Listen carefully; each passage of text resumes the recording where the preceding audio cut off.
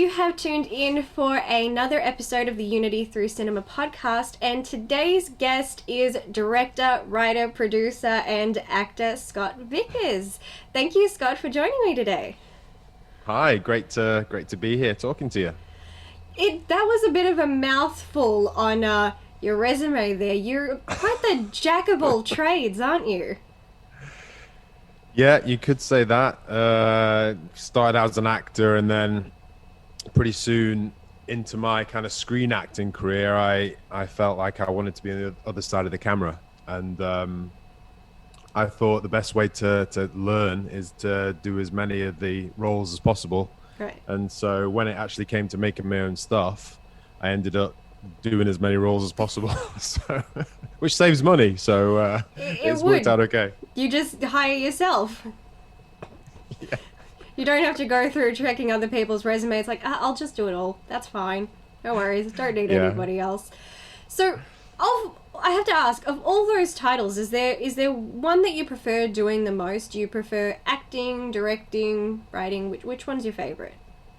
Directing is my favorite by far. Why directing? Yes. I love being in the mix, in the action, and it's just something that I feel most at home doing. Working with actors is something I love, and it's the process of taking the written word script and making it something, making it real. And I think that comes down to the director most of all. And having that creative control, not that I'm controlling at all, but it's just something about it that I love. But it is to do with being in the mix, on the front line, and in the action that I love. And it kind of brings all my skills together. So what I learned from when I was an actor, and then screenwriting and a bit of editing and cinematography as well, which I studied very early on. It kind of brings it together, and knowing those roles just made me so comfortable as a director. It makes me comfortable because I kind of really know what's going on in those areas. And so I think it was just a natural progression for me, and it's where I feel most comfortable as well. Well, that's great. So would you say that it allows you to have more of a creative outlet than acting does? Absolutely. Yeah, absolutely. Because at the end of the day, actors, a lot of actors do have a huge amount of creative control depending on the project, especially if they're a lead actor. For my projects especially, I like to give my actors a lot of control and input over their performance. But a director, I think, has the most, unless of course you've got a producer that's one of those producers that wants to take control. So hopefully I won't end up on one of those projects.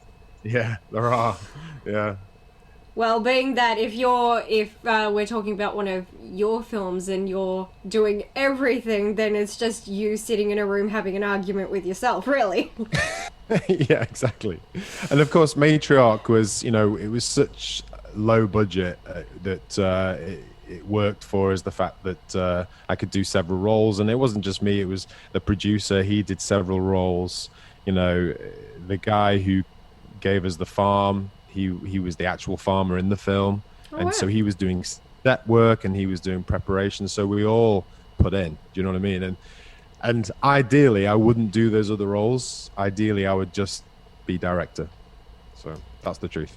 Well, it seemed to work out. Speaking of Matriarch, which I am a huge fan of, it was that popped up on my list during last year's 31 Days of Halloween marathon, where I fry my brain cells watching as many horror films or Halloween-themed films as I can throughout the month of October. With last year, I watched 205 films in 31 days. So this year, I have to watch 206. I'll be dead by November. It was nice meeting you all. And I sometimes just scour the internet looking for films that are horror, thriller, anything that I feel is appropriate for Halloween. And this film called Matriarch pops up, and I'm looking at the title and going, interesting. And then I was intrigued also by the poster. Sometimes a poster can get me better than a synopsis can. and that's good artwork at that. Even if it's, I can't even think of one right now, but sometimes you come across a film and it's a terrible film, but you're like, but damn, that's a good poster, so I'm gonna watch it. Yeah. But I was at a point during this marathon when I was kind of suffering from a bit of movie fatigue because I'd been watching a lot of duds, and I was becoming quite disappointed. And then your film pops up, and it was kind of like the light at the almost end of the tunnel at that point, because suddenly it was something that, unlike some of the other films I'd watch, it was low budget, it was independent, and yet it nails everything that I look for in a film of this nature. So I was pretty much doing the happy dance, like, great, finally, we got a good one in this one. It's, well, you did pretty much a lot of it. You direct it, you write it, and I think your directing is terrific in this film. What I love the most of it is the writing in particular. So I have to ask, how did you come up with the idea for Matriarch? Gosh, so the initial idea came from a story that I read in America. You may have heard of it. I don't know the details. It was many years ago now, but it was about a family who, well, I say a family, a guy who took captive a woman and had children with this woman that was captive and hadn't been out for, I think it was 15 years or something. It was all over the news. I think it was Ohio or Oklahoma, one of those states. And it just really got me. You know what I mean? I thought that must be the most horrific thing to endure, to go through, to not only be held captive, but to live your life and have kids with your captor. I know Matriarch is slightly different, but that kind of spurred me on to want to make a film that investigates that a little bit, because, you know, for a woman to have a baby, you know, is difficult enough.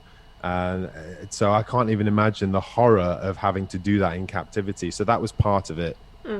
And also, I was a big fan of Misery when I was growing up. I mean, I liked horror, but there was something about Misery that was quite amazing because there was no blood and gore.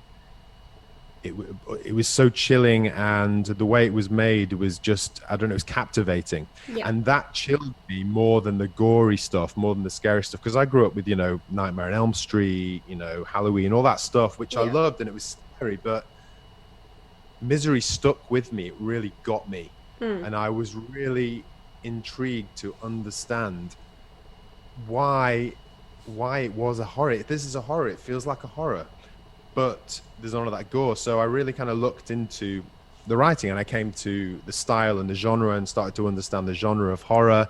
And horror doesn't always mean a big bloody monster trying to stab you. It doesn't. It's about the structure and the storytelling, and a monster can be a person, and it's about inhumanity. And yes, there is a monster, but monsters can come in different forms, and that's what, when we got to that point of wanting to make a horror film, my mind went straight back to Misery, and I was like, I want to make that style of movie. And I also wanted to throw in a bit of a nod to Hammer House Horror, which was an 80s horror TV thing that was in the UK. And I remember watching that when I was, I'd say 14, 15, and that really stuck with me as well. So it was a mix of those different styles that led me to the Matriarch. I love that it approaches certain elements that are not very common in certain films, especially when we move more into films such as thriller or horror, or especially anything action related.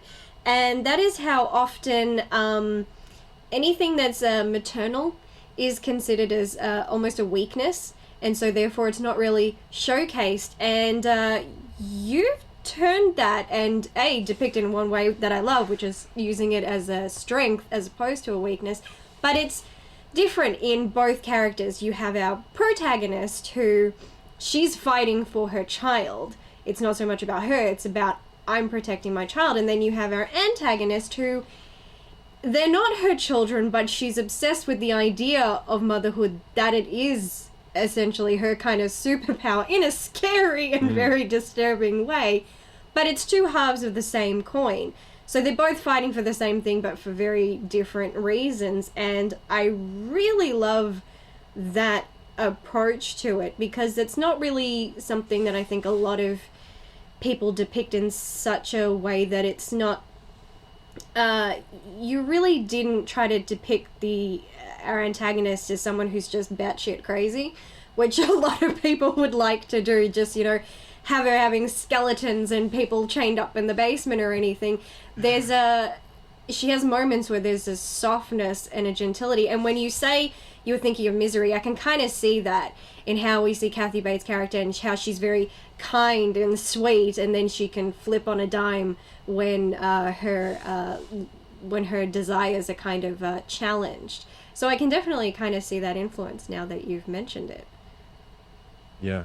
Yeah, there's a dichotomy there, and it's great that you picked that up about Agnes Fairbairn, because she does have this desperate need to take care and be a mother, you know, and then that obviously becomes distorted and crazy and stuff. But at the base of it, at the core of it, she just wants to be a mother, and obviously it's gone to an extreme. But there is that way of writing in the way that I wanted to portray the monster as the inhumane, wanting to somehow be human but is incapable of it, and is not accepted in that way.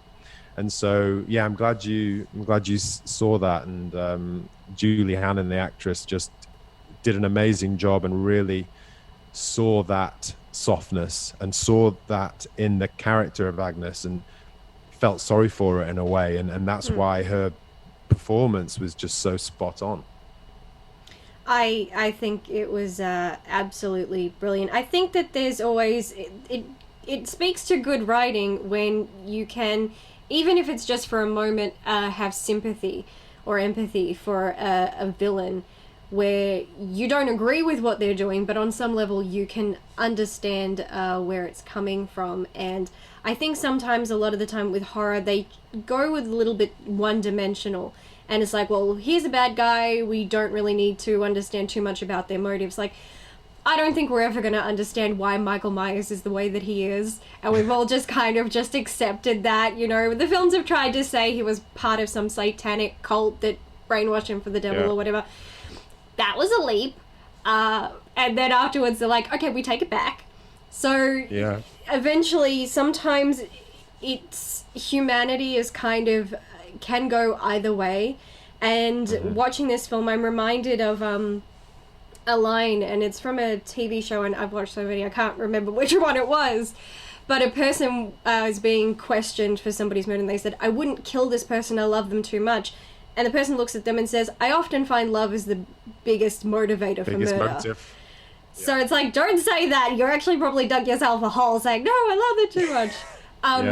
And it's very much that. It's this, for many women, not all of them, but many women have this immediate need and instinct to be a parent. And so when you're kind of denied that, if you were possibly someone who is naturally unstable to begin with, that need and that desire can morph into something very disturbing, as in this case. But obviously everything worked out because you won Best Film at Glasgow Horror Fest. So what was that like? It was amazing. Yeah, I mean, we had some offers from other horror festivals all over the world, but our arrangement with the distributor, I'm not going to mention any names just in case I get in trouble, but we were kind of told in no uncertain terms that unless it's a certain particular level of film festival, we weren't allowed to enter it for some reason. I don't know why. So we didn't, unfortunately, get to... I think the film would have possibly done a lot more film festivals in North America and maybe even Australia, and done a few more. But what we found was that sometimes Matriarch was it was seen as being somewhere between horror and thriller. And what I learned was that we're getting more and more into this area where people see horror as being either supernatural or bloody. And I think people don't often realize that horror isn't that necessarily. Horror is, it can be inside, it can be psychological, and it can be all about the script. But so we were really pleased that Glasgow Horror Fest picked it up, and they are huge horror fans. I mean, they are a bit like yourself. They know everything about everything to do with horror.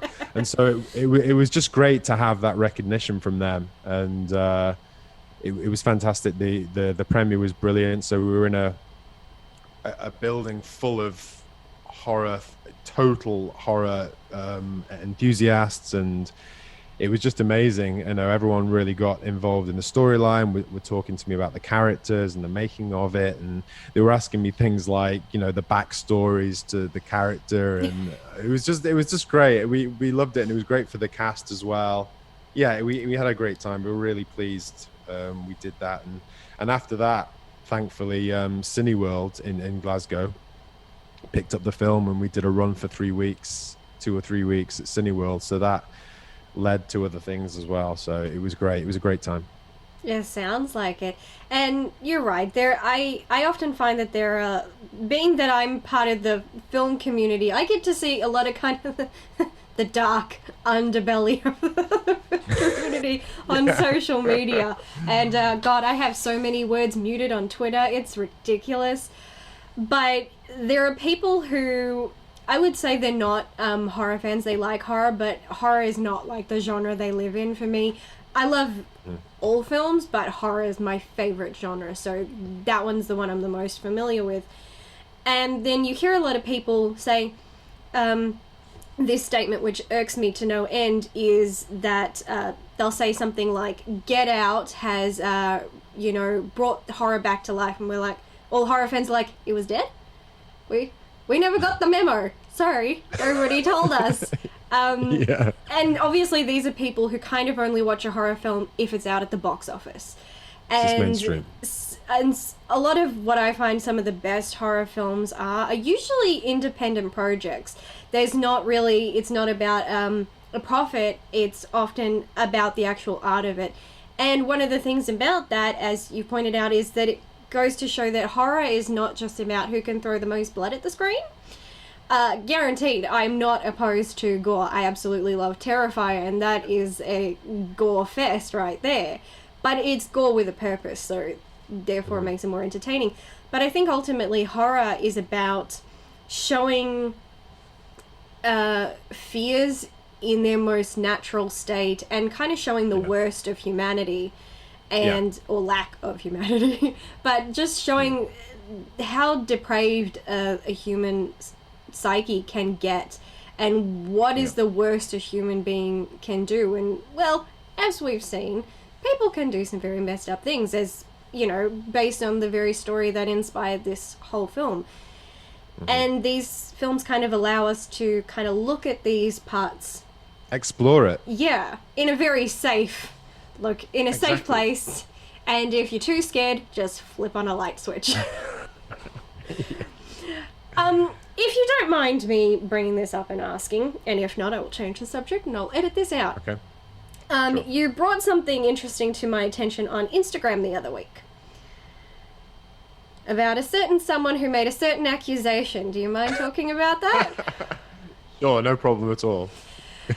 So the other week you sent me a link via Instagram to somebody's series of Insta stories where they accused you of plagiarism, saying that your 2018 film Matriarch was a straight up rip-off of their 2016 short film, also titled Matriarch. So before I point out the absurdity of it, what was your initial reaction when you're getting tagged in a slew of stories going, you stole my work? Yeah, it was actually my wife said, Scott, you've been tagged in this thing about someone saying that you've stolen Matriarch, which is funny because obviously I wrote it, you know, when I was with my wife actually before we were married, and she was like, what, how could that be even possible? You know, it was just like, it was ridiculous. What was going on? What's going on? And I'm like, oh God, well, maybe it's just just coincidence. Maybe there's some coincidences and there's some similarities. It just must be one of those things, you know? And so it took me probably about 2 hours to find it on the internet. I was like, where is this movie that I've copied? So I looked at it and I watched a few minutes of it, and I straight away I was like, there's no similarities at all. It's just the name. I mean, so I don't know why he felt the need to do that. It's quite insulting, really, if you think about, you know, how much it takes to actually write and make a film. It's takes a hell of a lot to do that. And I can only put it down to him, I don't know, wanting some sort of attention. I don't know the guy. I've never had a conversation with him at all, but shouldn't really be going around. I mean, has he even watched the film? I don't think he's even watched the film, judging by him saying that it's the same thing. It's impossible. There's no similarities in the storyline at all. There are a few details. The name and a woman gets tied up in a room is pretty much the only similarity, I think. So I don't think he's actually watched the film, and certainly the people who were commenting on his thing hadn't watched the film, because as soon as you watch the film, you're like, this is nothing even similar to the short that he did. So it's one of those things. It took my attention for a few hours, and that was it. You know, it's I find it very aggravating when people steal other people's work or do anything to that, or make false accusations. I also don't like people who do that either. I mean, I know a few YouTubers alone who have certain layouts and setups, and they 100% rip that off from somebody else. And some people go, well, you know, obviously they just really admired that person. Like, no, that was kind of like that person's thing. They totally like ripped it off, and they're just like, look, it was my original idea. Well, no, it wasn't. But when something is copied, it's obviously copied. You know, it's like, that is copied. You know, there's no doubt. I mean, obviously, I think that this individual felt very justified in what they were saying, to the point to go through 10 or so Insta stories, making side-by-side comparisons to their short film, which I believe they produced. I believe they did. To their short film versus your feature film. And what I found funny, and it's interesting that this person said, vote on if you think that this was plagiarized or not. Public opinion does not matter on this point. The public cannot decide if something was plagiarized. That is not our place. We can comment on if we like a film or not, or if we think maybe it took inspiration from something. We weren't there in the writer's room. We don't get to make that judgment. So that was kind of stupid. I don't know how many people voted yes, because looking at these side-by-side comparisons, I felt that they were arguments as to why this is not plagiarized. First, he compares the font of the titles that I've never seen that argument made before. That's interesting. I think well, we could probably... Let me just yeah. I've got to interject something here, because what's funny is that the film was called Mother. It was never called Matriarch. Yes, you mentioned. Of course, Darren Aronofsky came out and made a film called Mother just as we were about to release. So we were like, right. Well, I quite like the name Matriarch. So Matriarch was not the name of the film in the first place anyway. It was Mother. So that's one little fact for you. It's relevant. And both titles still work for the film regardless. But of course, it makes a lot of business sense. You don't want to be compared to something that's so big and everybody's talking about right now. But there have been a lot of films in history. I don't think we could maybe narrow down an exact number to how many films have ever been made, but I'm pretty sure there would be hundreds that have used the same, if not similar fonts. So saying a film copied another film because they used the same font, wow. I don't know if I'd sit down and go, well, this film used Helvetica and this film used Helvetica, therefore it must be plagiarism. Well, didn't Avatar famously use a standard font that you can get like on Word? I think it's like papyrus. It looks like the papyrus Papyrus. font. Yeah. So It used papyrus. So as like at the first $1 billion film, the designer thought, I'm just gonna use one of those standard fonts. I don't even think that a font of the opening title that's going to appear on screen for 5 seconds is really that even relevant. But they're actually not the same. If I was to overlap the they're not two the of them, there's similarities, but they're not the same. And if you overlap them, you wouldn't be able to trace over them. That's for certain. There were so many different styles to the Matriarch design. It went through all the different distributors designed their own. So none of that was even me. So it was all the different posters. There was many different posters and designs. So. And then the synopsis alone is two completely different subjects. And it was funny because they put both synopsis down going, how did you think either of these sounded the same? There's no similarity at all. He says that the short film is about women being abducted and being forced to breed, where the children will be sold. So this is basically a baby trade and abduction stuff going on, and that is not remotely what your film is. It's just an unfortunate couple who had a car malfunction and already pregnant. They were already pregnant. And just ended up in the wrong place at the wrong time. It's just. And then, of course, he says that because there was a rape scene in their short film and there was almost a rape scene in yours, that, well... That's it. It's the same film. Rape in horror it's happened a lot. So I think... Pretty common. So at that point, I guess we should say every rape scene in horror has been plagiarized. It was a very bold accusation. I was a bit offended on your behalf. Yeah. It's maybe it was just a strategic play on how to promote a short film, and it's throw the feature film under the bus. Yeah. Which, if that's the case, that is dirty marketing, and I do not agree with it. Yeah, I mean, I gave him the benefit of the doubt. I thought, it just must just be a random thing. I'll go and check it out. I'll talk to the guy. It's obviously isn't. I've never seen or heard of him before, and so I was totally open-minded about it. It can happen. Similarities can happen. It's happened a few times before in the past with other films. So I was open to speaking to him and going, honestly, I've never seen your film before, but as soon as I looked at it, I'm like, this is not right. There's no similarities here. Don't do this. It's not fair. We put way too much work into it. It takes years to make a film, especially with no budget like we had. And that's just not, it's just dirty. It's just not fair. Don't do that. I was so disappointed to learn the person was Australian. I felt shame on behalf of my people. Don't take that on board. Don't take it on. We're going to have to go to the meetings and talk about this.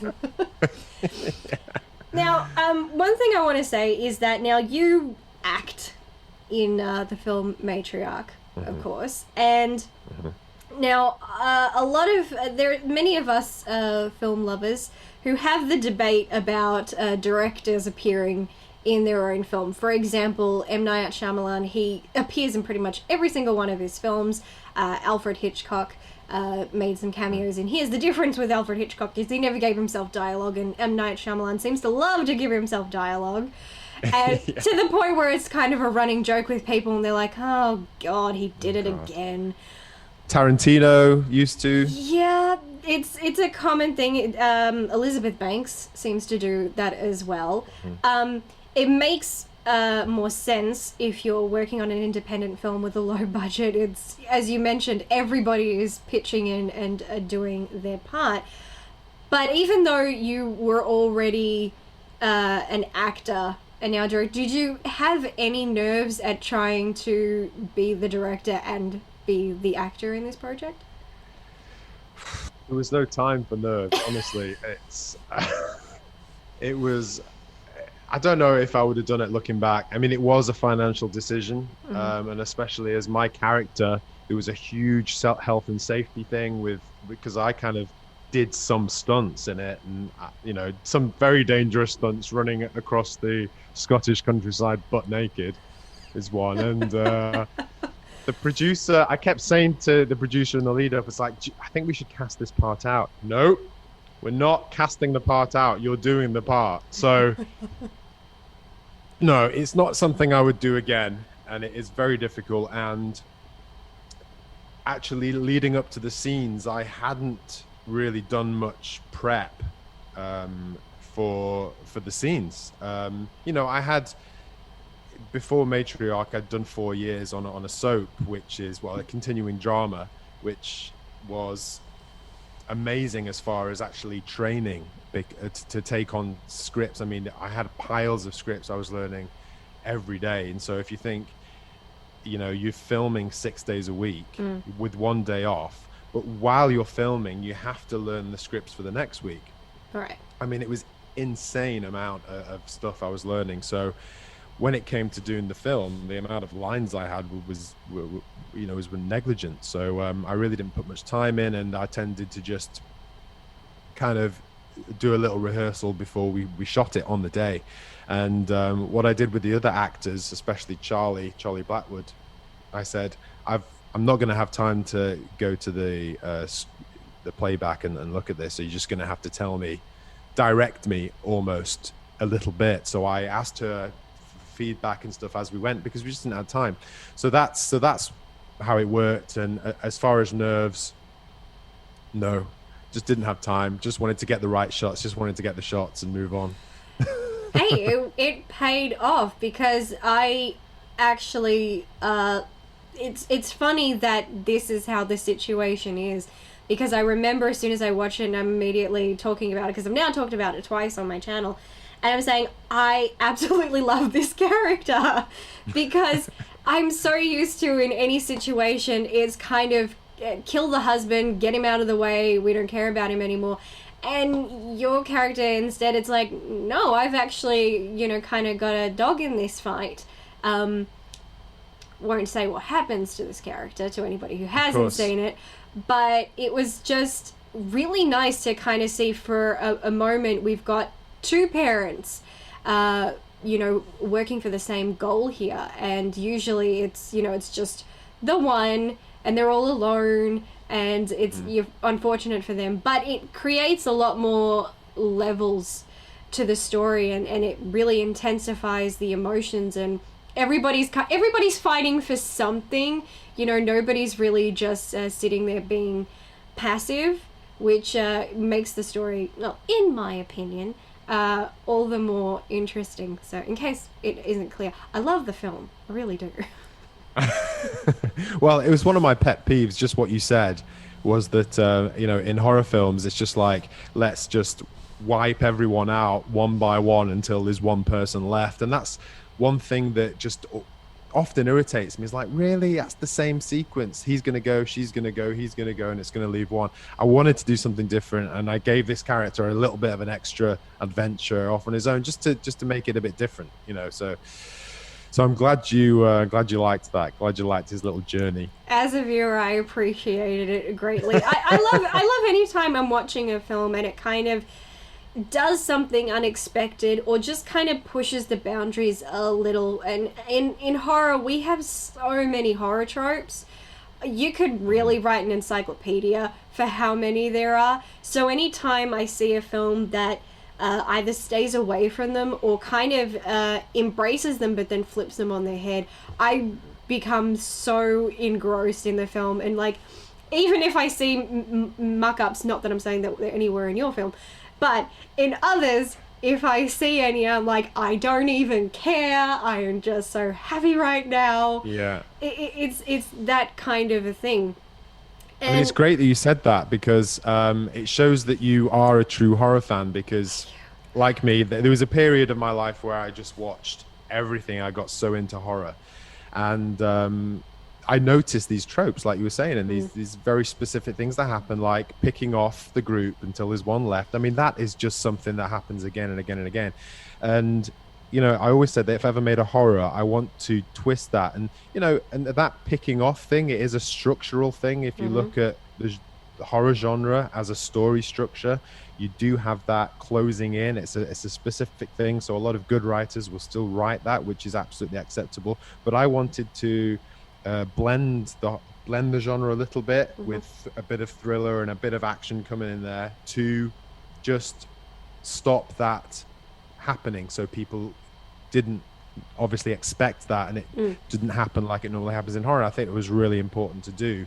And it's funny because we all know that is a standard thing in horror, to pick off the people, to leave the one, so the world is coming in. It makes the monster the most powerful and in control as possible as you can. That is a standard thing.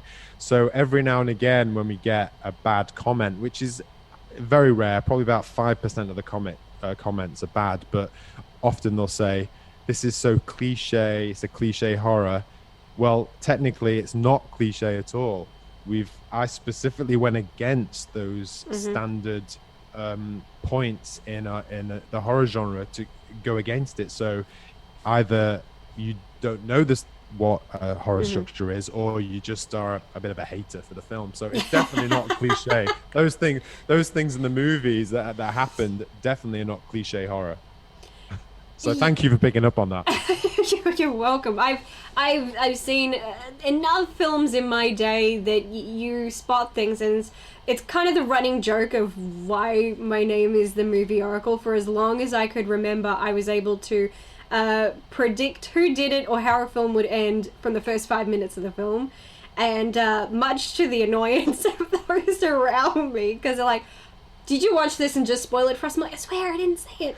I don't know anything. And then I end up being right anyway. I'm like, yes. It's kind of like a running bet with myself. If there was two of me, I'd actually be placing bets. But in what you did, I can only think of maybe a handful of films where they actually decide to basically fake out the audience and make you think one of the good guys is dead and then turns out is not. For example, the character of Dewey in Scream 2, we think he's dead and then it's revealed at the end, oh, he actually survived, and he gets to move on to all the sequels with everybody else. But yeah, it's more common to just kill everybody, call it a day, and but have that one person survive. And usually the only person who's coming back is the killer, because they don't die. They come back in for the next 20 sequels. I mean, Hitchcock did it a little bit. He called it the red herring bit in his writing. I know it's slightly different. He definitely kind of blended a lot of his genres, but he did it quite well. Referred to it as the red herring thing, and I think that's kind of taken on now a little bit in script writing, screenwriting kind of terminology. I think they call it like a red herring. A red herring is more of a intentionally leading the audience down the wrong route, and that wasn't really my aim with it. It was just that was his path, and yes, I wanted to do something different, but I didn't want to particularly fool the audience either. Well, that's always nice. Except for one part of it. Which I can't say too much. I don't want to spoil anything. But yeah, in regards to what you're saying, I was getting minor vibes, but not early on, which was, like I said, and I mentioned this when I got to interview Bryony when I did my last episode, and I said that one of the reasons I love this is because my oracle skills were made useless. I'll tell you why. Let me tell you why. Please do. We made that decision, and obviously we can't say it on the nose what happens in the film, but we made that decision after the script was already written, so it wasn't written that way. That's probably why your oracle spidey sense wasn't. So that's the way around it. That's the way to get around it. Okay, last minute decisions. And it was a last minute decision. It was a good decision because it's funny how I was getting minor vibes, but then I was doubting them, and I'm going, nah, I think I'm just imagining things, and then we get to the end, and I'm going, oh.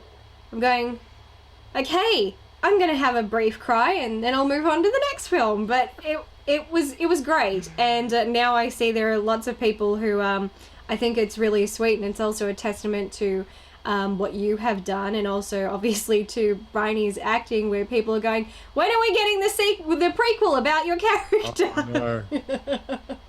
I've been getting a lot of emails about that. It's great to hear. I don't know how we'd get that done, but I would love to. I would love to. On the bright side, if there was a prequel, you wouldn't have to involve your character, so so you get to be specifically behind the camera for that one. Exactly. The Fairburns would obviously be a big part of it, so yeah, it'd be, I'm sure they would want to. So we'd have to look into that, but I'd love to. I'd love to do a prequel. It'd be great. But it's a good sign that those who have watched it have seen enough in there that they believe that there is a world worth cultivating to create a prequel, and obviously enjoyed the characters enough, as disturbed as they may be, that they want more of them. So that's a compliment, definitely.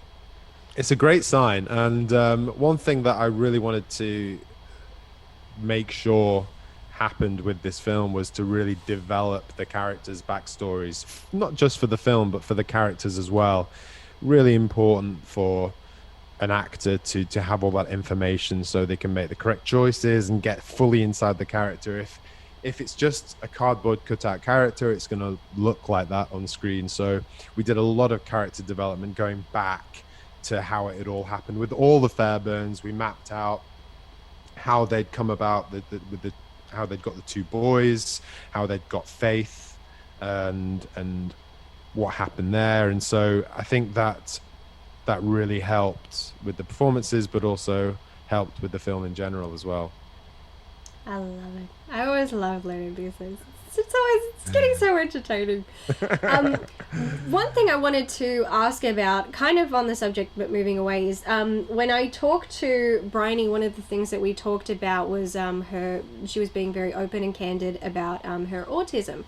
And she was talking about, prior to this project, she was very, previously she'd been very hesitant to ever say anything to directors or producers, as she thought that it would impede her from getting future jobs.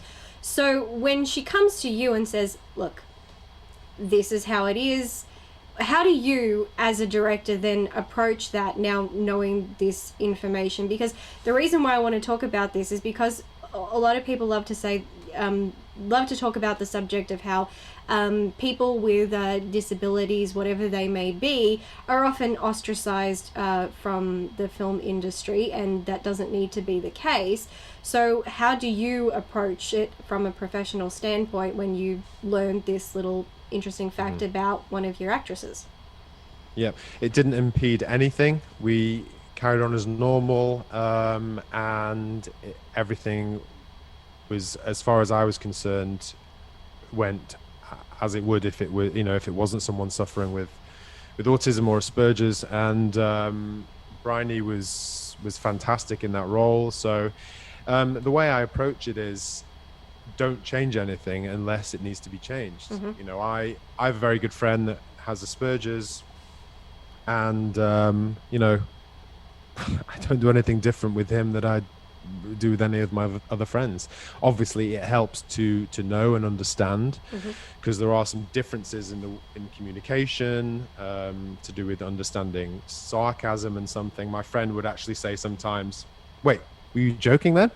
But he always makes light of it. I was joking, and he was like, all right, Right. And it's just be open about it. And I think Bryony was great the way she was open and candid about it, but it was no different. Didn't treat her any differently than any other actors.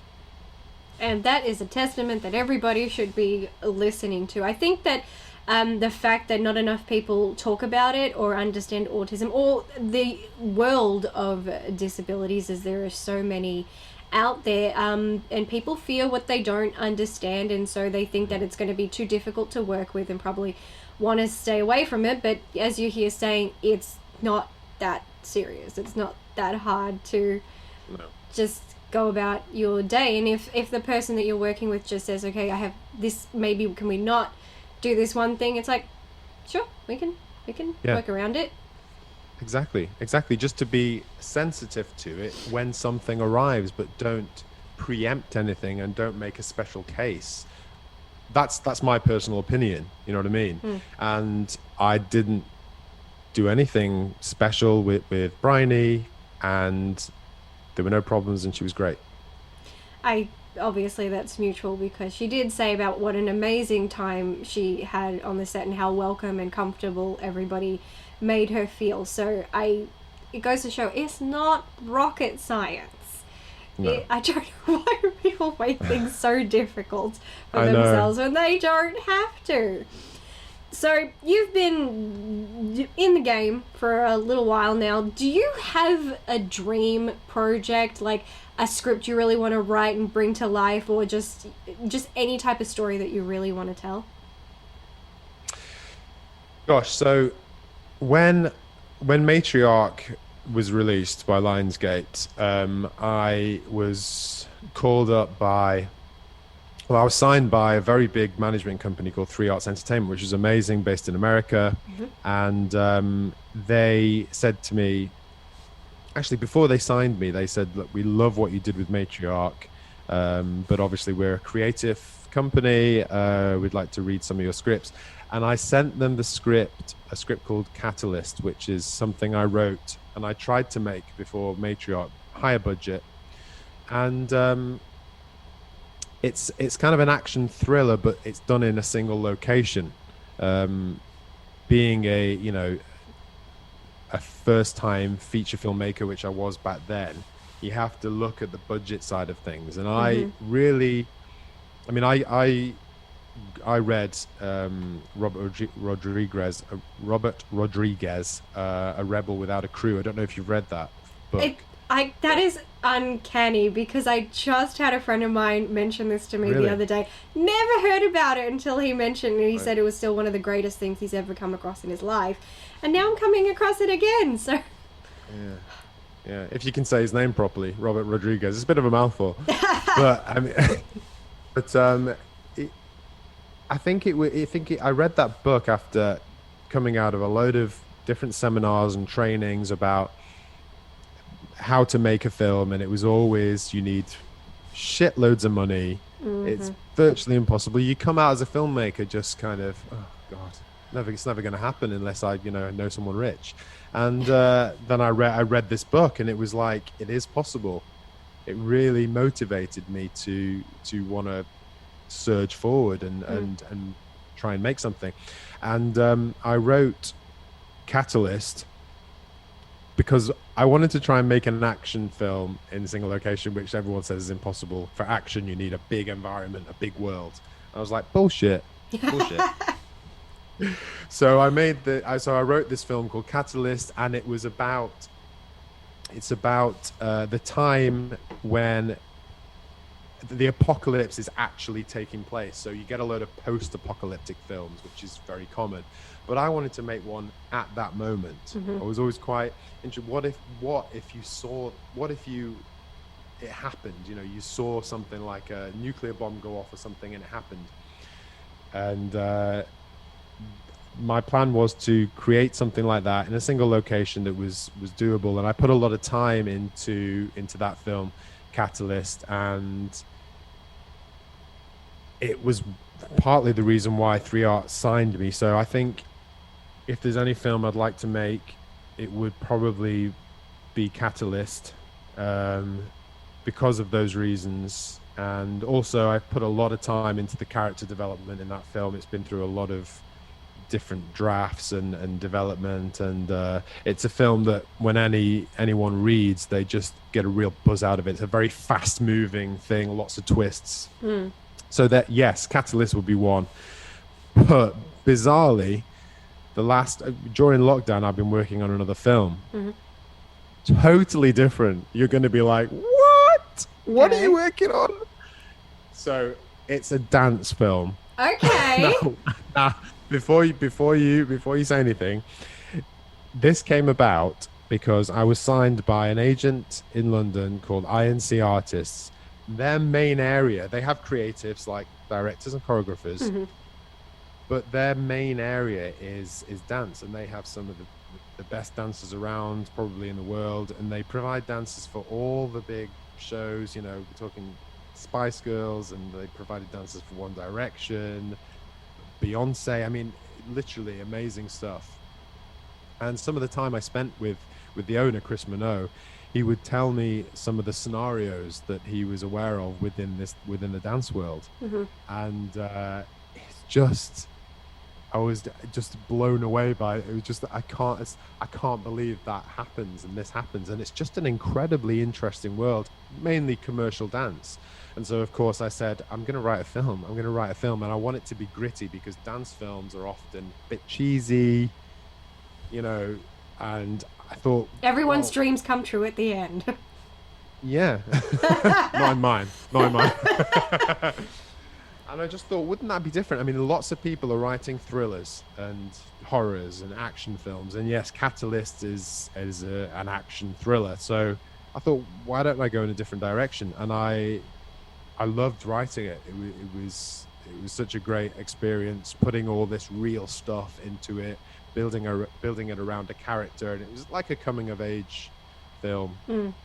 And so I think it has to be that one now I'd like to make most of all, partly because there's so much reality in it and things that people would be quite shocked at what goes on within that whole world, which is really quite mysterious. People don't really know about commercial dancing and that whole world. So I think, yeah, it has to be that film.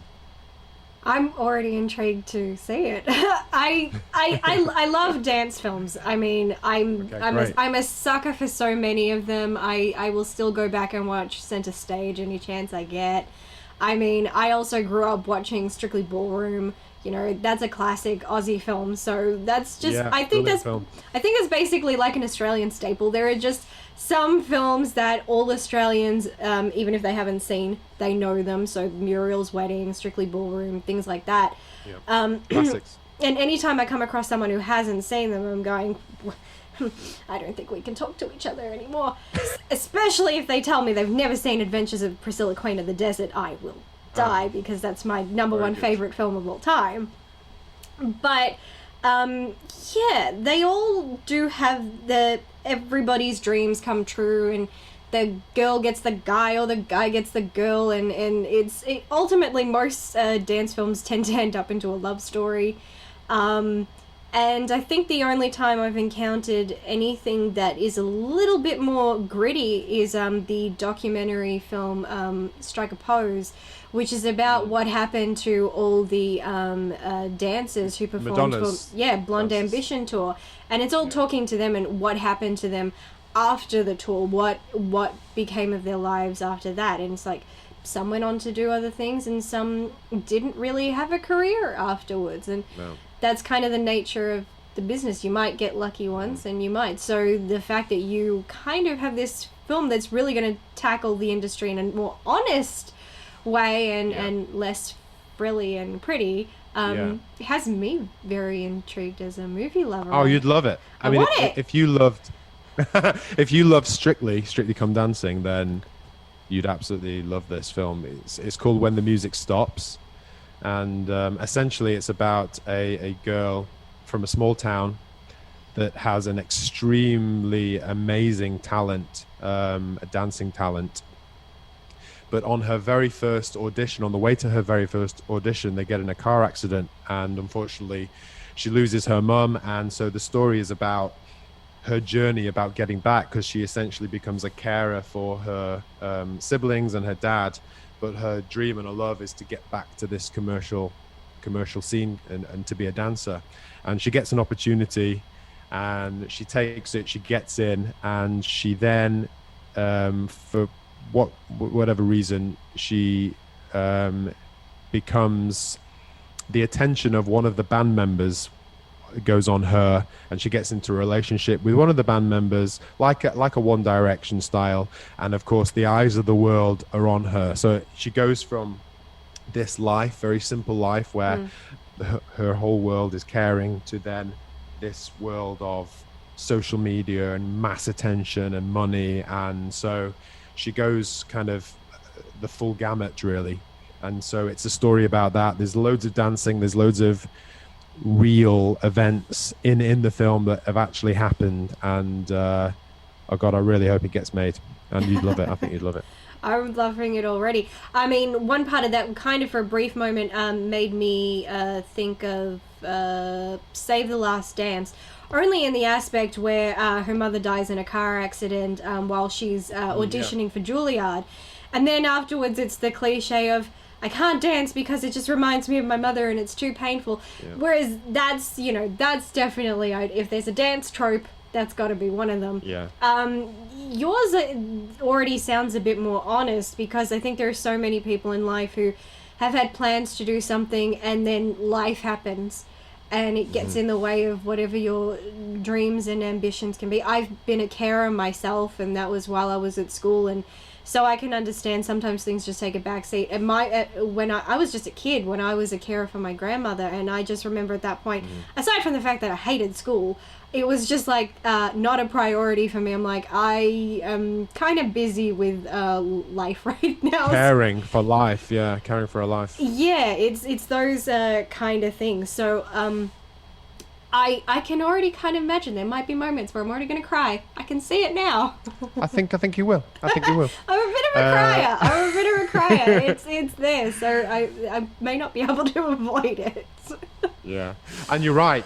I went and watched pretty much every dance film back, including Save the Last Dance, and what a big theme that was coming up, and probably 90% of them was dance films tend to be based in the dance theatre, the drama school setting. So it was really important for us to have it in the real world of dance when it becomes professional, because that is not the real world. I went to performing arts school, and it's just not the real world, and it can be a real shock when you actually go out into that world. And so that's the big difference here. And it's not a dance there's no dance competitions in it, which is another thing. There's no competitions. No dance-offs? No dance-offs. Darn it. No. So it's about the professional world of a commercial dancer, and with a bit of the music industry in there. But it's everything in there, bar the particulars about the character. But a lot of the events have actually happened in real life. So. Well, it sounds like there will be a lot of people who would be able to relate to this story. Yeah. And I think that's always a great thing, that if you watch a film and you can relate to it, which is why I always get annoyed when people start arguing about, well, you can't like this film. It's like, well, maybe they identified with it in a way that you didn't, so maybe shut up. But people don't shut up. They don't. It's the way with film. I mean, I've come out of some...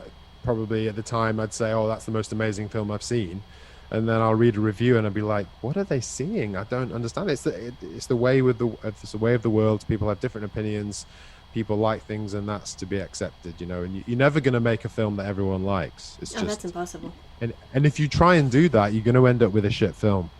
There have been a number of films that I'm not going to name names, but anybody listening, and they know this for themselves, where they've seen a big Hollywood film that has decided to kind of pander to what the fans are wanting, and then they do that, and then everybody hates the film. It ended up shit. You can't do it. I think I can't tell you what to do, obviously, but it's just, you can always, I feel, for most of us who have a genuine love of films, you can really feel when it's a loving project. You can feel when the person really cared about it, and as opposed to a film where you're like, they totally did this for the money. You can feel that too. I mean, I've found in recent years, recent years, I'd say like the last year or two, I've started to find a deeper love and appreciation with independent films. And it's tending to be a lot more of the blockbusters that are kind of not giving me much that's new, and I'm kind of getting a little bored, and I think that's why I love doing my October marathon so much.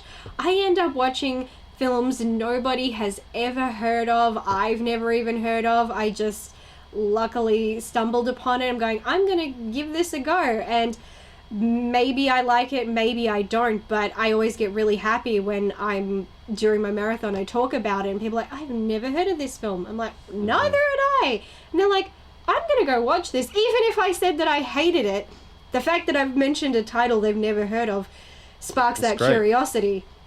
So I don't believe the critique, no, it's not a critique, when that statement of people say that a negative review ruins a film. I don't actually believe that. If anything, anytime I've given a negative review, people will comment and say, well, now I really got to watch this. Yeah, exactly. It's morbid curiosity gets to people and they're like, is it really that bad? And they want to see it for themselves. And half the time they go, oh no, that person was full of shit.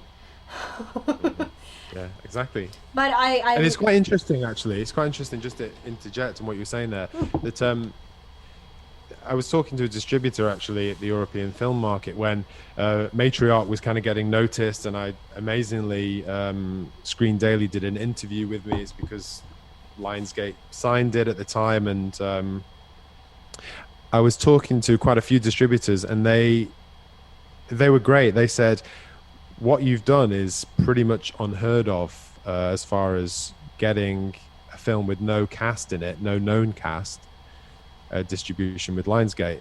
And I said, well, why is that? Why do you think that happens? And they said 98% of moviegoers don't watch a film unless they recognize a cast member in it. Isn't that amazing? Like 98%. So to actually even get a distribution deal for our film is just incredible, you know. So it's true. And they said that there's several levels to it. It's not just the fact that they don't watch a film without any famous people. They look at it, and if it doesn't, they have there's a perceived value issue there. So they'll immediately think it must be shit. And that's sometimes that we've come across. I know a couple of people that were tweeting, and before the film was released, they'd put a thing saying, oh, it's a shit film.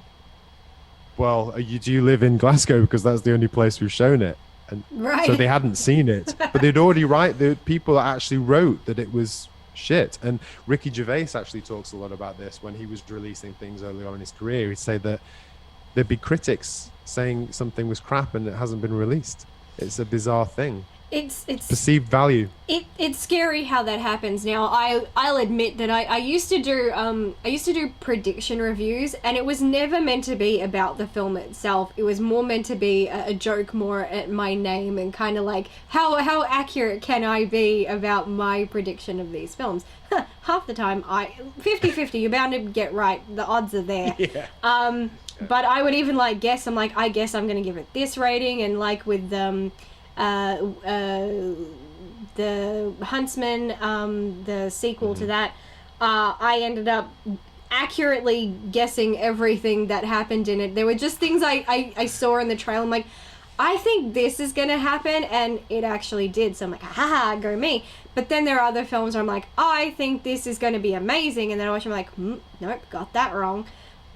But you can't get everything right, but it's unfair to judge a film before you've seen it. You can judge a trailer, go for it, but I'll judge a trailer to the end of time, but I don't judge a film based on a trailer anymore, because these days a trailer is extremely deceptive. They lie. They've lied to me so many times. You're either gonna see I cannot even remember what the film was now, but when the trailer came out and then I saw the film, every scene used in the trailer ended up being a deleted scene. So nothing that was in the trailer ended up in the film. Like, I'm watching a completely different film. I don't even know what this is. I quite like that. I quite like it. Sometimes I don't watch a trailer. If I know it's a film that I want to watch, I often won't watch the trailer. I'll just go to the cinema fresh because I don't want to know sometimes. Yeah, I'm very much the same. I like going in blind. It's also why I don't read or watch anybody else's review for a film I haven't seen. I don't want anybody else's thoughts in my head. I don't want any preconceived notion. I just want to see it how I am. I've had people try to say, oh, someone paid you to say you like this film, or someone paid you to trash this film. Like, I wish. Yeah. I'm like, I wish I was paid for that. Like, I would love to be getting that kind of money right now, but even if someone did, I can't lie about films. If I love it, I love it, and if I don't, I don't, and I can't sit there and pretend I love something when I really didn't. I tried it the other month. I made a video for fun, trying to do something different, which was I decided to try and say positive things about films that I hate. And I'm just like, let's see how that comes out. I'm like, and I did it, and I was surprised at how many people kind of enjoyed that. And they're like, that's an interesting thing to do, because we're always obsessed with, hate all this. It's like, well, what if we just tried to be nice? I'm like, oh, I'm really pushing myself on some of these. I'm like, okay, cinematography, good. I really like the location. Sometimes I was able to pull out some compliments. Other times I just went, nah, can't do it. I will try. I can't even try, because I can think of one in particular. I know that it was an independent film, and so you're within constraints, and I'm completely sympathetic to those. But if you're doing something, for example, and it's found footage, and you have gone and placed your camera in a position and your actress in a position where they're kind of half off camera, and then the villain is literally in front of the camera blocking it, and you can't even see the victim. What am I watching other than someone's back? So kind of got a problem with that, and I can't go and say, yeah, that was good. No, that was kind of bad. But there's levels to it. There is, and I don't ever want to. I've never been one of these people, never understand anyone doesn't. I hope to God nobody has done it to you. People who, when they hate a film or a person, decide, I have to actively go find you and tell you that I hate your film. Mm-hmm. Please tell me nobody has done that to you. That happens with every film. Damn it. There's a few comments on IMDb that is absolutely, they've gone on like they just in a rage. No, nothing even happens in this movie. It's just the most bizarre. I mean, it's kind of good really, because it's a hell of a reaction. There's a few of those, so I don't know whether that might be something personal there. There's a few of those on IMDb that look very similar, written very similar when it first kind of came out. So it's a possibility, but IMDb is a strange place. It's a strange place. It's this whole algorithm thing. There's quite a few arguments on there between fans about why it's got the rating that it has, because apparently the rating says 7 or 8, and yet we've been given a 5.4, and it says that there's an algorithm thing about it, something. And what they say is, the producer looked into it to understand it, and apparently smaller films have more of a hardcore fan base, apparently, so they try and level it up, which is strange to me, because like A-listers don't have hardcore fan bases, they probably have more. Right. So it's the same either way. So why don't you just do it, make it a level playing field for everyone, So I'm sure there's some other reasons why you get rated down, but I mean, the reviews on IMDb, 90% are absolutely incredible, just brilliant, and they keep happening more and more every day, and I do quite enjoy reading them. There's only the few bad ones, so I can take the bad ones, it's fine. Well, at least it's not anything that's actual directed hate. I get very disappointed when I've unfollowed a fair few people when I've seen them do it, because I don't condone that kind of activity. I agree. I believe anybody can have an opinion. You're entitled to it. It's yours. You can say what you want. And if it's on your profile, as long as you're not, saying anything that's derogatory in a way that, you might, if anybody took a screenshot of it and sent it to your boss, you'd likely get fired. As long as you're not doing anything like that, I say go for broke, say whatever. But it's when you start actually mentioning the person and actually sending them the tweets. I'm going, was that necessary? It's one thing to dislike someone or dislike their work. You don't actually have to tell them. Mm-hmm. I think you're probably lost as a person if you're taking the time out of your day to inflict hate on someone in that respect. Then you're lost as a person. You have time to do that. What are you doing? It's not something I worry about. I've said this story so many times, and it's because it's funny how this story just kind of keeps having new chapters written about it. One of the first reviews I ever wrote and then did on my channel was for a film called The Curse of Sleeping Beauty, which not many people had heard of. It has a small but very hardcore and dedicated fan base. Good for that film. It's always great anytime a film has fans. I personally did not remotely enjoy this film, and yet I have been supremely hated for my review of this film. You've got the wrong opinions. You can't have a different opinion to me. That's a very popular theme nowadays, isn't it? If you have a different opinion to me, I'm going to shut you down. 4 years later. 4 years straight, and I've been receiving hate on this thing. I mean, it has been death threats, rape threats. It's been hardcore. I'm like, because I did... Okay, right. One of the first people to actually insult me on the video was actually the person who composed the music for the film. Okay, so it's the people who made the film that are doing this. Well, no, that was just the first one. I just thought, I'm like, who is this? And then I actually backtracked who they were. I'm like, oh, wow, you composed the score.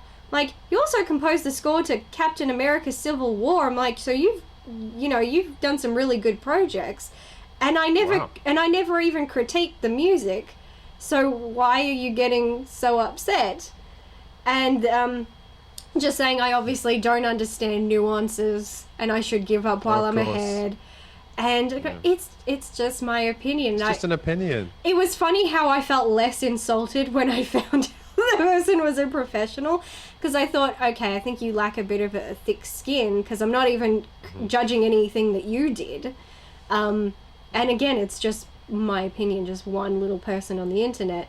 And yet, after a while, sometimes I had people who agreed with me, and I've never said that anybody needs to agree with me, because they don't. And anytime someone says, oh, wow, that's bad, I'm not going to watch it, I always encourage them. I say, I think you should watch it and judge for yourself. Don't go on what I say. Absolutely, that's great. But, and then I've just had I had to turn off the comments, because it was just, it started up again. People going, I had one person harass me for 2 days straight. It's like, it's as if they kept going back to the video and stopping at intervals and then analyzing something I said and then criticizing that exact thing. So I had like 20 comments, all in capitals with no commas or full stops. So that was a little frustrating to my grammatical brain. Yeah. But I don't know what... all because I didn't like it, and then making the argument that I said that the actors were bad. I didn't. I said I thought the performances in that film were bad, but I actually like those actors. For example, one of them I'm actually friends with on Twitter, and had been prior to me ever watching that film. And I'm like, I don't have a problem with any of these actors, and anybody can have a bad day, or maybe, as in the case, as the argument has been made with the Star Wars prequels, some people say the acting is bad, and some people say, no, we blame George Lucas for kind of not stopping and going, I think you can do that scene better. Things like that. But I just decided, I'm like, I'm kind of done with this for the day. I'm going to step away. And no, I turned off the comments. They came and tracked me down on Twitter, screenshotting my video to say, no, you said it. And I said, listen again. I said the acting in the film I thought was bad, that there's a difference. And they said, no, there's not. I said, well, vocabulary says there is, as does the dictionary. I ignore these people. I have a rule on my channel: if you say anything that's derogatory or insulting to me, the people involved in the film, or anything like that, you're blocked and your comment is deleted. Yeah. I don't approve of it. However, if you're just going to say, I hate this film, that's fine. That's your opinion and it doesn't hurt anybody. But I did find it hilarious that the person most recently who tracked me down because they realized they couldn't leave a comment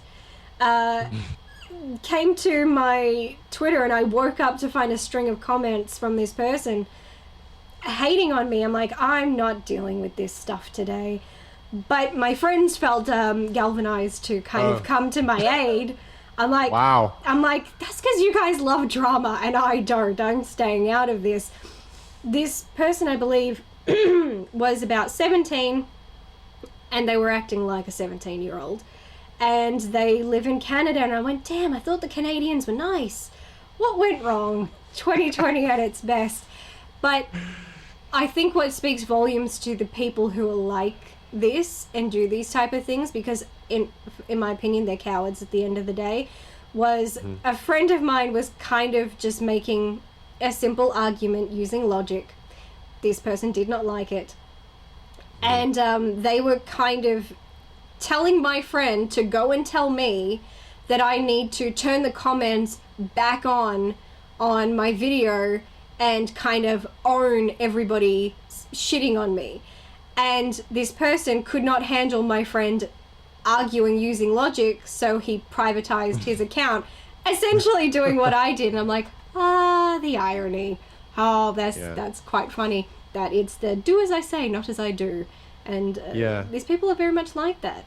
And I don't... We are living in times, aren't we, where debate that kind of contradicts what your beliefs are is somehow not allowed. We call it being offended now.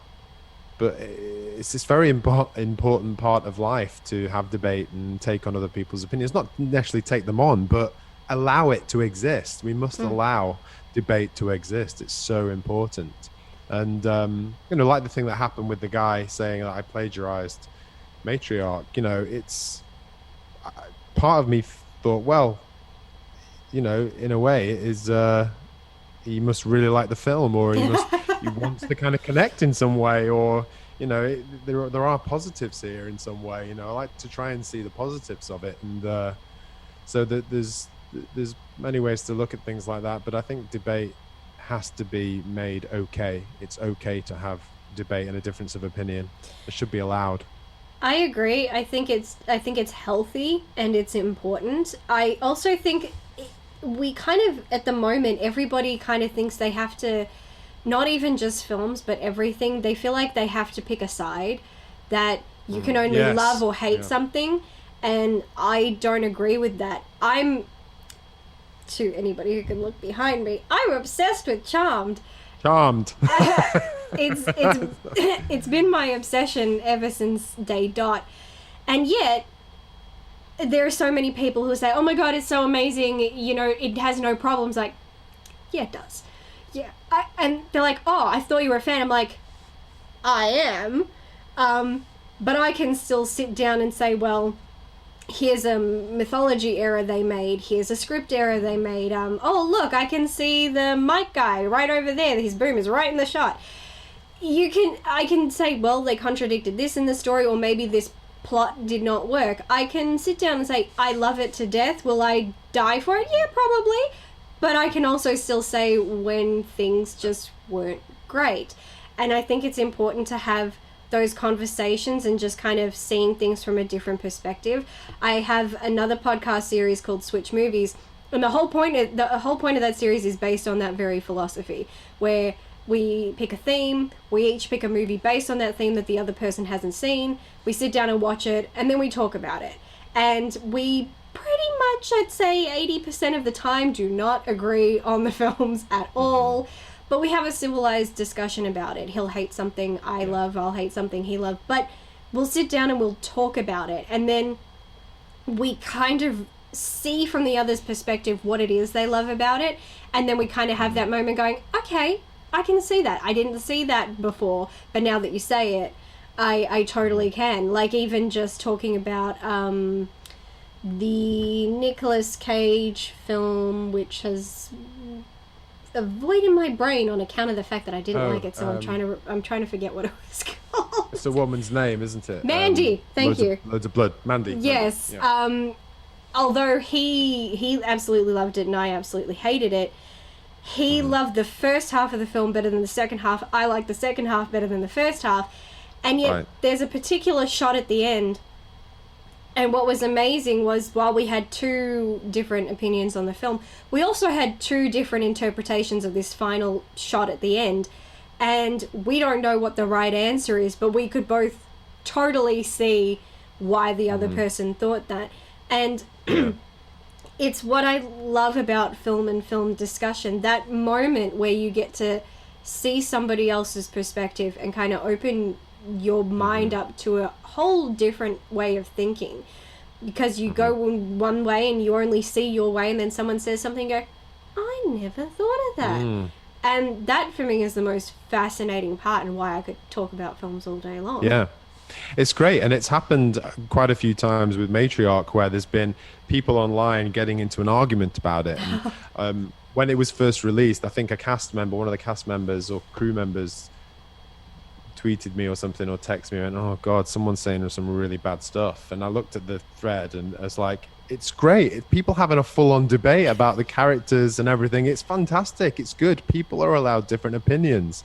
Look, they've watched the film and they're spending their time now discussing it. It's fine that one person doesn't like it and one person loves it. That's absolutely great. Bring it on. You know, you're never going to please everyone with a film, and I'm never ever going to make a film that goes out to please everyone.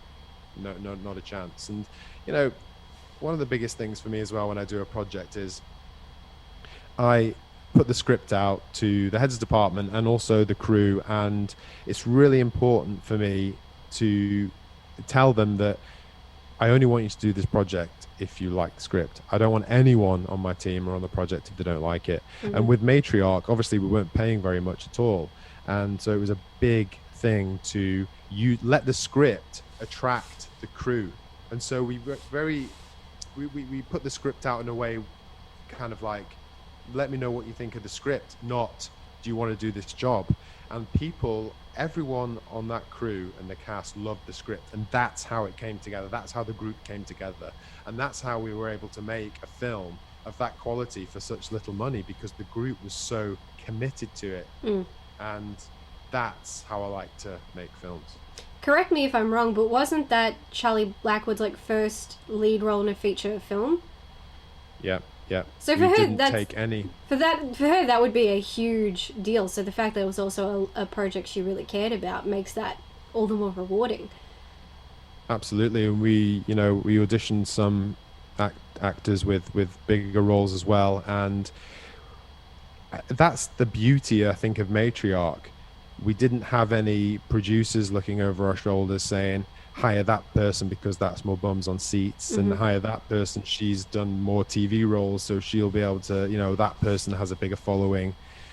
We auditioned purely on talent. We cast all the cast purely on their talent, which was so good, and that probably won't happen again.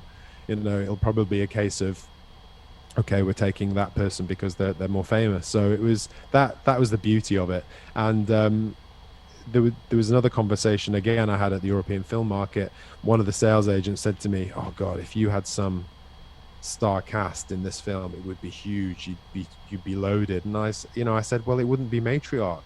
The only reason why we made this film is because of the budget we had and the time and the set and everything that was there went into the story itself. It all had an effect on everything to do with the story. So it wouldn't have been Matriarch. If we had more money, we probably wouldn't have made it. So it is what it is, and we're really proud of it, and really pleased with the way it's gone and worked, and the way the cast and crew work together and what it's done for them. I love that. I love what it has become. And I completely agree. As you were saying, I was literally thinking in my head, but then it wouldn't have been the same film. I don't know, some people I've noticed seem to look down on films that have a low budget. I think low budget kind of sparks creativity. I did once, when someone tried to say, when I was critiquing a film, I said my main issues were the script and how it was written, and especially because it was an Australian, and the Australia they were depicting is not Australia, and that kind of is a personal irritation of mine. And the person was saying, well, it was a low budget film, that's why. And I said, no, low budget maybe explains the animal, it doesn't explain the script, because he did that for free. So he did that on his spare time. So I can't blame a budget for why you wrote every second word of dialogue being a cuss word. budget had nothing to do with that. So exactly. It was a weird argument, but yeah, there's a beauty in low budget that people don't seem to appreciate, and maybe it's because people are so kind of obsessed with the box office. And I know that there are people who literally what they do on their pages or channels is talk about how much these films made at the box office this week, and I personally don't care. It's great if a film makes money, that's always great, but that's not what my interest is. That's important for the people who worked on it, but for the viewer, we shouldn't be caring about that. We should really be caring on the story, the characters. Do we like it? Yeah. Do we love it enough to go buy it on DVD? Stuff like that.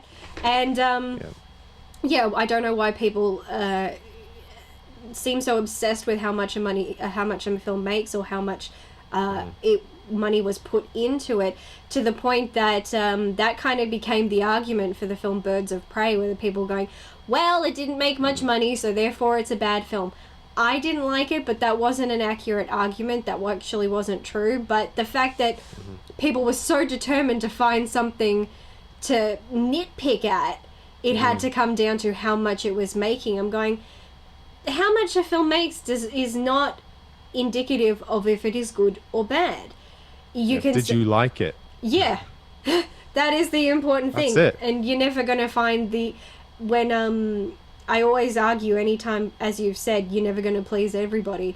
And this is why I argue politely. Anytime someone says, like if, for example, when they talk about Suicide Squad, and they said, that film everybody hates. I said, did you talk to every person on the planet and have them fill out a questionnaire, and did they all say that? And they said, you know what I mean? I said, well, no, I don't, because I love that film, so please don't speak on my behalf.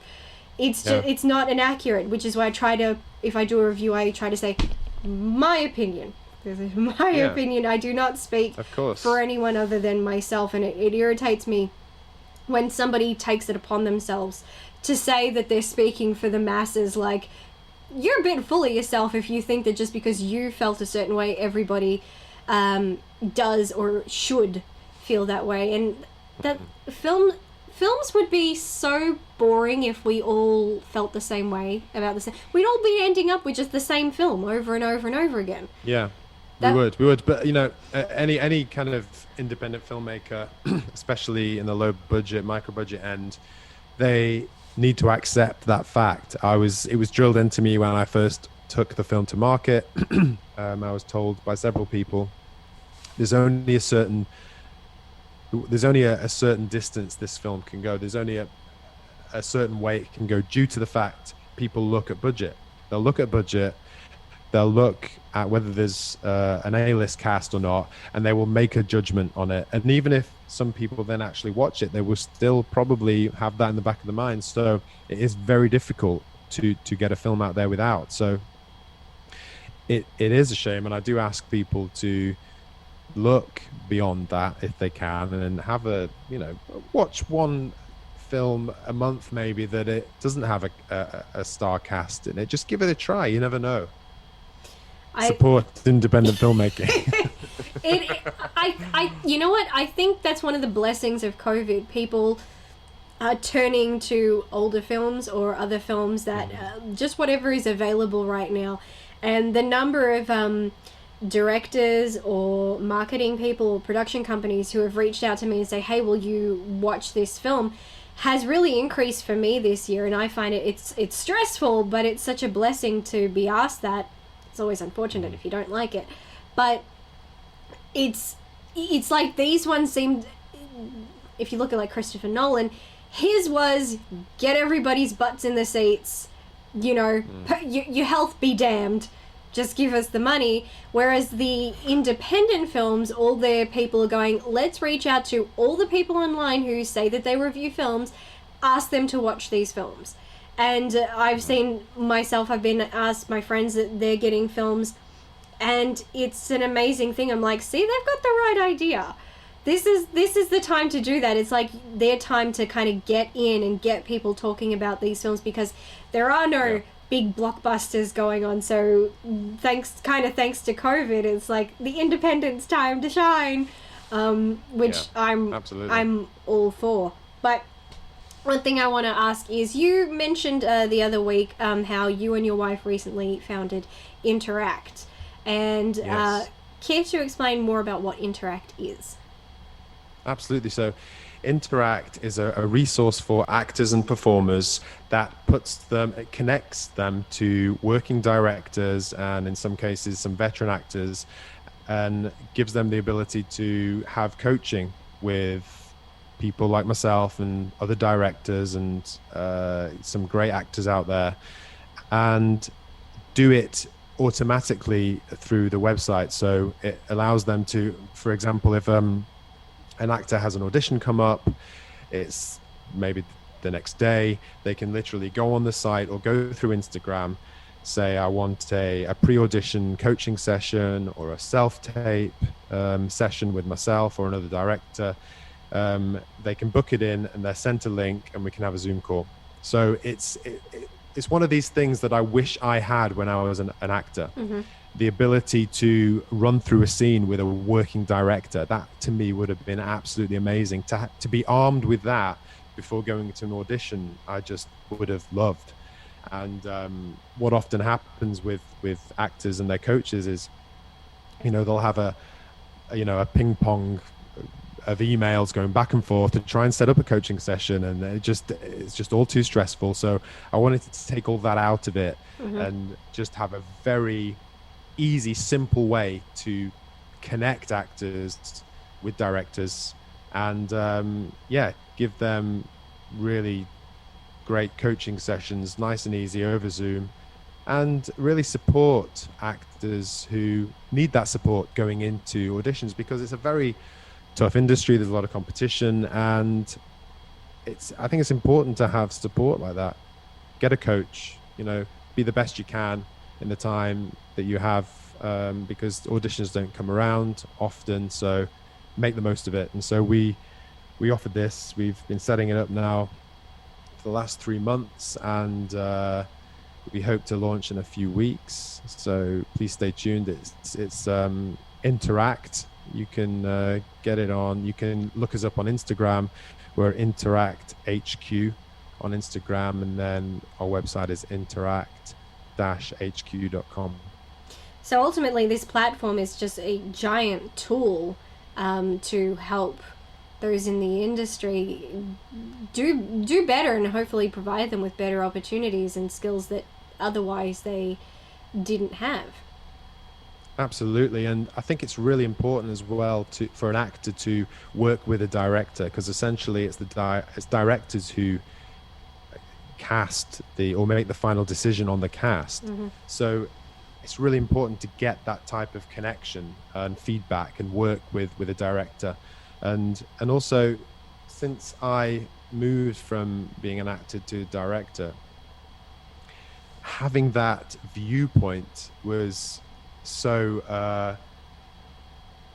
was just such an eye-opener for me on what directors expect from actors, especially in the audition room. Mm-hmm. And I just wish I had that kind of insight going back, that type of feedback. So that was one of the motivating factors behind Instagram, really Interact, wanting to connect. Instagram, I don't own Instagram, by the way, just saying that.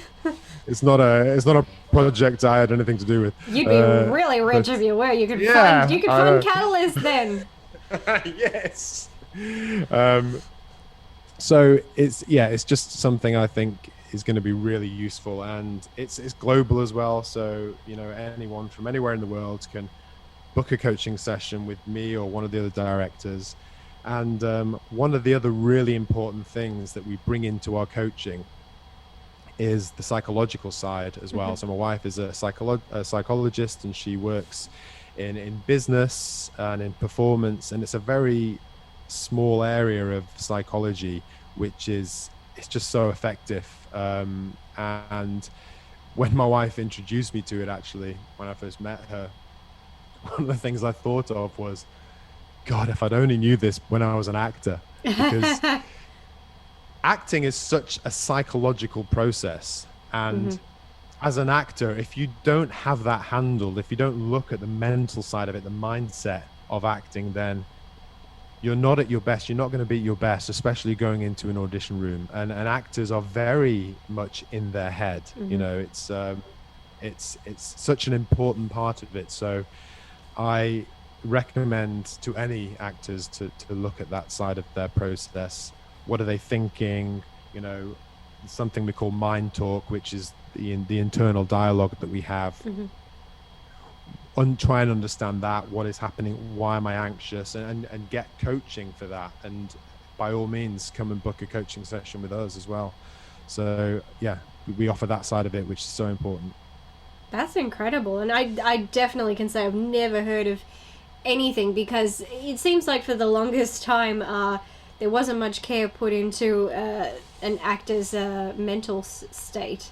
And that's kind of important, especially when people are portraying very emotional roles, and it can take an emotional toll. So I think that that's great that you've created this tool. What's it like doing something where you're working with your wife? It's great. It's great. I mean, I'm a lover of the work that she introduced me to. I'm a student of the work. She works for a company called The Mind at Work, and there is a public body version of it called Remarkable Retreats, which I've been quite committed to over the past 5 years. And I just love it. It's so interesting. Psychology was always an interesting thing for me anyway.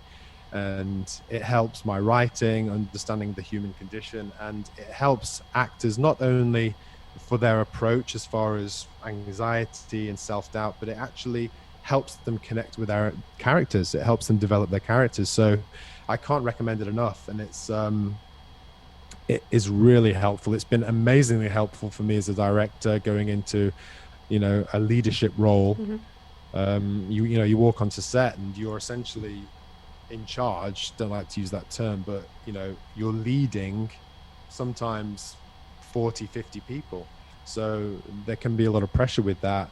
And so this type of work really helps support that. And I just really enjoy it. And I'm really excited about bringing it to actors. And it's never been offered to performing arts before. So this is a first, this particular part of psychology. And it's not, you know, we're not psychologists for the full gamut. Right. It's a very small area. So, you know, a psychologist will study, you know, every type of psychology, psychosis, everything, you know what I mean? And so it's not necessarily the right fit for someone to go to a psychologist to try and help them with these things. But as far as performance and state and purpose and all those types of things, that's what we specialize in, and especially my wife, that's what she specializes in, and that's what we're bringing to actors now. And yeah, really excited to do that because it will help.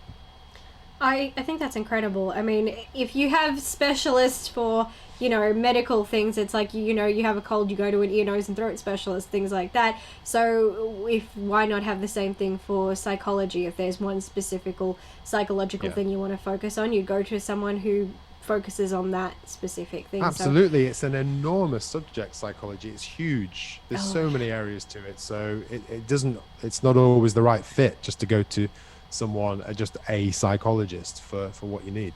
Yeah, I myself dabbled in psychology. I took psychology in school. I studied to be a counselor, and I then went, okay, this is really hard. As fascinating as it is, and as much as I'm still passionate about it, and I think that's another reason why I love horror and thriller, because I really dive into the psychology of the characters, and that's something that appeals to me. But being at the other side, I'm like, okay, A, I'm too emotional, and B, I have too much anxiety of my own. I cannot deal with the stress of this. So instead, I'm just the person people, you know, DM at 3 o'clock in the morning. I have a problem. Can I talk to you? I'm like, that's fine, because I have the option of pretending I didn't see it. So that's all good. So I wish you nothing but the best of luck with this project. It sounds absolutely amazing. It's great. I'm really excited, and actually going through the filmmaking process and doing more and more work as a director, the more and more I'm convinced that it's needed. And, you know, watching so many talented actors that I know of, some I know, some I'll watch their show reel or I'll see them in a play, and I'll know that they are truly talented. They walk into an audition room and I'm like, where's that person? And even encouraging them in the audition room, I can see that they're stuck in a way and they've not got their mindset right for the audition. And it's a shame. You know, you could be the most talented actor around, but if you have not taken if you've not looked at your mindset or not got your mind right in a way, then people are probably not going to get to see that talent. So, you know, definitely look at that side of it, free yourself up so your talent can come through and you can show people what you can do. I think that this can only do nothing but good and help so many people and open up so many people to so many opportunities and avenues that maybe they thought were not available to them before. So I definitely think that this is amazing, and I hope nothing but the best for it. And all I can say is that I am so grateful that you were willing to join me for this podcast and do that. I was hesitant. I was like, do I pluck up the nerve? Do I ask? Maybe I could have used some psychological counseling before I went into that. But no, we were having such a nice chat on Instagram. Like, you know what? I'll just ask anyway. Worst he can say is no. And you didn't say no. You said yes. So here we are. And I could not be more grateful for you giving me a part of your day to talk about so many things about you and your career, and absolutely to talk about Matriarch, which if anybody listening or watching has not seen this film, please watch it. If you are in Australia, this film becomes available on video on demand on October 14th. You can have it for sale or rent on Google Play, Fetch, Telstra Box Office, Foxtel Store, and iTunes Apple TV. If you are outside of Australia, I know that this film is available on Prime Video, so you may be able to find it there. If not, just Google film is Matriarch, and Google is your best friend, so that'll help you out until you find it. Then you go and get it, and then you watch it, and then you get to go and you get to, you know, message Scott here and go, I love your video! I love your movie so much! And if you hated it, don't say anything. There's the other option. But you will see all of Scott's handles, and also the handles for the Matriarch movie. If you're watching this on YouTube, you can see them on the screen. If not, you can see them down in the description attached to today's episode. You can go and follow him, support him, and support this film. And as you heard, the Instagram for Interact, so maybe head over there and show that some love. The more followers it gets means the more seen it will be by the public. So think about that one. Thank you to everybody who is listening or watching this, and thank you again, Scott, for being on today's episode. It's been a pleasure. Thank you so much. Thank you.